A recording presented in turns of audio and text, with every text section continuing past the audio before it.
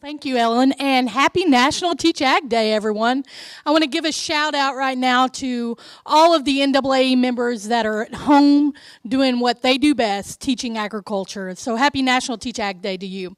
As Ellen said, we have 16 of the finest future ag teachers, and I get to speak with them this morning, and I feel very blessed to be able to do that. So what we'll be doing is we're going to ask them some questions and let them answer those questions, but also give a shout out to individuals that they would like to recognize that have been a part of their ag ed journey. So we'll get started right away, and the first up we have is Matthew Anguano from Kansas State University. Matthew, what is it like living in a dorm with so many people? I'd first like to give my first shout out to Amanda West there at Abilene High School, where I'm originally from. And to answer your question there, at K-State, they pride themselves on being a family. And living in the dorms, that's exactly what it is. They make sure that you feel at home, and that it's basically your second family. It's your home away from home. Right. Thank you, Matthew. That's just like ag education. We like to keep it in the family. Next, we have Katie Compton from the University of Nebraska-Lincoln. Katie, tell me, what do you look for during your campus tour before deciding on going to the University of Nebraska-Lincoln? So I'd like to give a shout out to my high school ag teacher, Mr. Tim Nollett, back in Cody Kilgore in central Nebraska.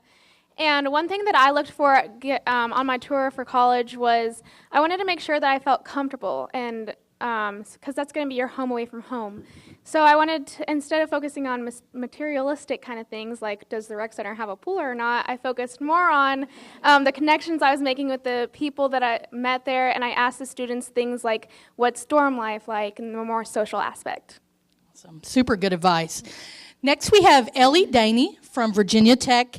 Ellie, how do you know that being an ag teacher is what you want to do?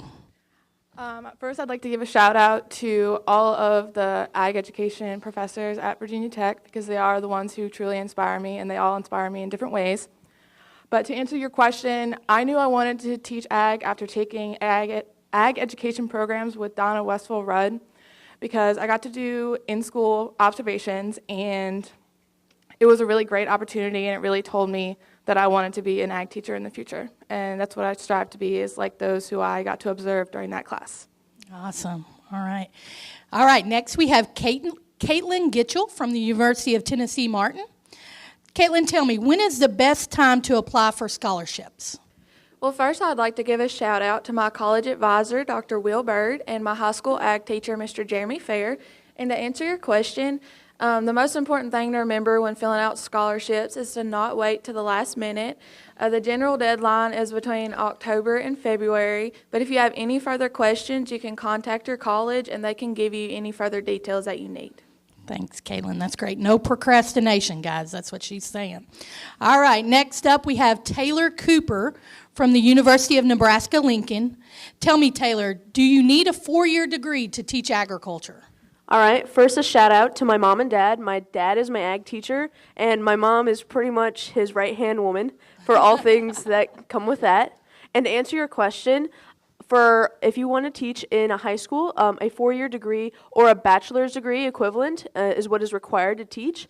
But if you want to be an advocate for agriculture, it doesn't take a degree. It just takes the knowledge that you have growing up on a farm or growing up in industry to be able to educate those around you. All right, awesome advice. All right, next we have Trey Gross from Texas A&M University. Tell me, Trey, what types of classes do you take in your college there at Texas A&M? First off, I would like to give a shout out to my high school ag teacher, Miss Lisa Pieper from Caldwell High School in Caldwell, Texas. And at Texas A&M, as a freshman and sophomore, you spend your time knocking out your core requirements. Then you can lean more towards animal and plant science and ag systems to kind of find your niche. And then your junior and senior year are spent lesson planning or making lesson plans, observing secondary education classrooms, and then student teaching right before you graduate. Awesome. Thank you for sharing. All right, next up we have Anna Hall from Purdue University. Hi, Anna. Tell me, who inspired you to become an agriculture teacher? I was inspired to become an agriculture teacher by my ag teacher, Mrs. Danielle Walker. She really made an impact in my life, and I hope that someday I can impact my students the way she impacted me. Awesome. Next up, we have Amber Johnson, and Amber goes to Oklahoma State University, and she's going to give us some advice on what she would tell her freshman self now that she is advanced in her degree. What advice would you give your freshman self? Well, first, I would like to say thank you to my high school ag teacher, Mr. Mac DeVilbus, for inspiring me to be here today. And the advice I would give my freshman self is to just keep going. You might want to be out there in the real world and get started on your career, but you need to stay in college and really focus on yourself, finding out what you want to be and what you want to do in your life before you can get out there and get started. Awesome. All right. Thank you, Amber. All right. In the back, we have Sarah Landis from the Ohio State University. Sarah, tell me about some things that you can get involved in on campus as an ag ed major. First off, I would like to thank my first agricultural educator, Jenna Jensen, for really inspiring me to be the person I am today, and also helping kind of jumpstart this whole growth of becoming an agricultural educator myself.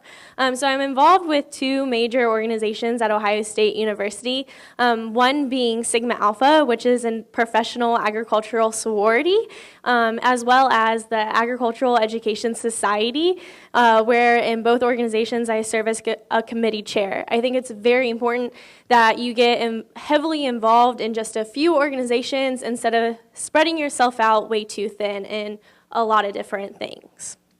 Awesome. Thank you, Sarah. All right, next up, Chad. We have Chad Lewis from the University of Tennessee Martin. And Chad, in your time at University of Tennessee Martin, do you get to practice being an agriculture teacher while you're there? So I'd like to give a huge thank you to my advisor at UT Martin, Dr. Will Bird, and to my parents, Alan and Tammy Lewis. They were really the influence and drive behind me wanting to become a teacher.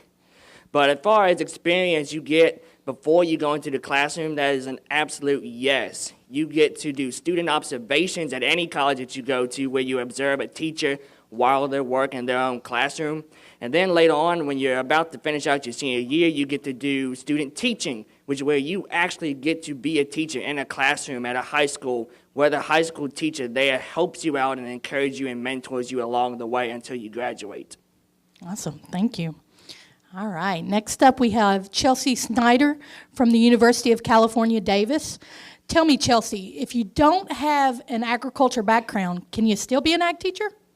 Yeah, so first off, shout out to Dr. Lynn Martindale back in California. She's my ag advisor.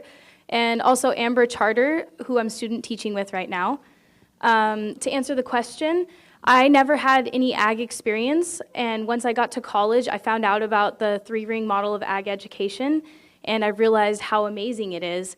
So if you're passionate about that model like I am, then you can be an ag teacher. Awesome. And we're happy to have you, too. All right. Next, we have Justine Selk from the University of Wisconsin River Falls. Justine, do ag ed majors do things together on campus? I'd really like to thank Bruce Brenner from Sheboygan Falls High School. He definitely gave me this opportunity to be here and go into ag education. But to answer your question, yes, a lot of us ag ed, we do actually hang out on campus. We go to a lot of different events together, and we also hang out off of campus. So we're like one big happy family, like we explained before. Yeah, we're seeing a theme there that ag ed is one big happy family.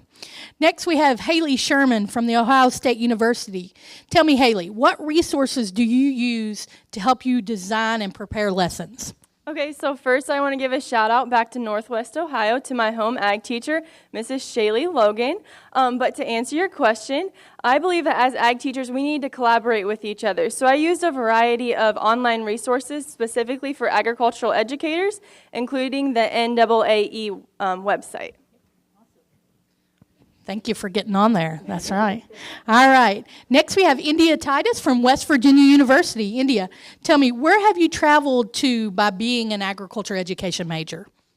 I'd like to say thank you to my home ag teachers, Mr. Tim Canine, and the West Virginia State Teacher of the Year, Miss Kaitlyn Thorsell. We're really proud of your accomplishment. One thing that they taught me, which I think a lot of ag teachers teach, is to take hold of every opportunity given to you, and through that, travel comes with that. And Through taking those opportunities offered to me as an ag ed major, I've traveled to observe programs across the state of West Virginia, into the surrounding areas, Ohio, Pennsylvania, to their larger industry farms, and even to national convention research conferences, and now here to Chicago for FAST. Awesome. We're glad to have you. All right, next we have Claire Wagner from the University of Kentucky, and I have to say, go Wildcats, right? All right. Claire, share with me. Hold on just a second. I got excited about UK. That's my problem. Tell me, do you have to be a former FFA member to be an agriculture teacher?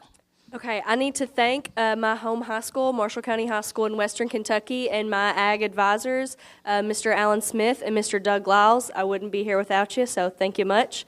And no way, you do not have to be a former FFA member to be an ag teacher. If you love agriculture and you love students and you're up for the challenge for making their lives better and preparing them for future careers, then we want you. So please don't be scared and step up to the plate. Awesome. Thank you. All right. And last but not least, we have Courtney Walker from the University of Illinois Urbana-Champaign.